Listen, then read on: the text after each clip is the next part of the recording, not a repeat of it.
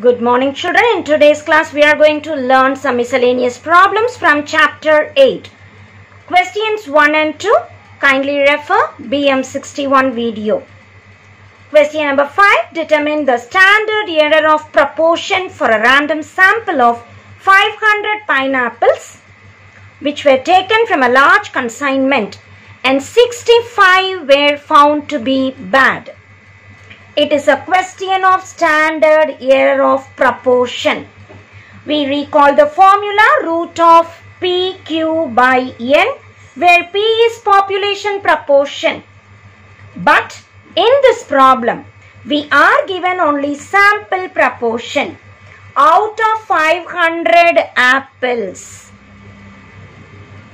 we find 65 to be bad. So the proportion of sample 65 by 500. Q is nothing but 1 minus P. That is 1 minus 65 by 500, which is 435 by 500. As we substitute in this formula, it is root of 65 by 500 into Q value 435 by 500 divided by N, which is 500. Use the calculator and simplify. We get square root of 0.13 into 0.87 divided by 500. As we multiply, divide and take square root, we get 0.015. Question number 6. A sample of 100 students. As I read the problem, sample of 100 tells me sample size small n equals 100. Drawn from a school, the mean weight and variance of the sample.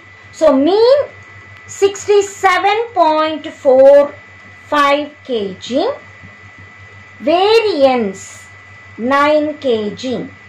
As we read, mean and variance 67.45 and 9. So mean x bar 67.45 and variance 9. The moment I know variance, I will calculate sample standard deviation. Yes, that is root of 9, which is 3. Also, the question is about the confidence interval, for which we need to calculate the standard error, which is sigma by root n. When sigma is not mentioned in the question, what is sigma? Population standard deviation. When it is not mentioned, use S itself, because they are approximately equal. As I substitute the standard error sigma by root n, S value 3, root of n is root of 100, that is 10. 3 by 10 we get 0.3. We have two parts of the question at 95% and 99%. 95%, we have Z alpha by 2, the value 1.96. 99% we have the value 2.58. We recall the confidence limits. X bar minus Z alpha by 2 into sigma by root n less than mu less than x bar plus Z alpha by 2 into sigma by root n. We have the same terms here and here, minus symbol, and here I have plus symbol. At 95%, let us calculate x bar 67.45 minus Z alpha by 2, 1.96, sigma by root n, we have calculated 0.3, less than mu less than, again x bar plus Z alpha by 2 into 0.3. Use the calculator and simplify. 1.96 into 0.3 we have calculated. Here we add and write the answer. Here we subtract and write. So mu lies between 66.862 and 68.038. Now we need to calculate 99% confidence limits. And what is the value we recall? The same calculation. Instead of 1.96, now we put 2.58.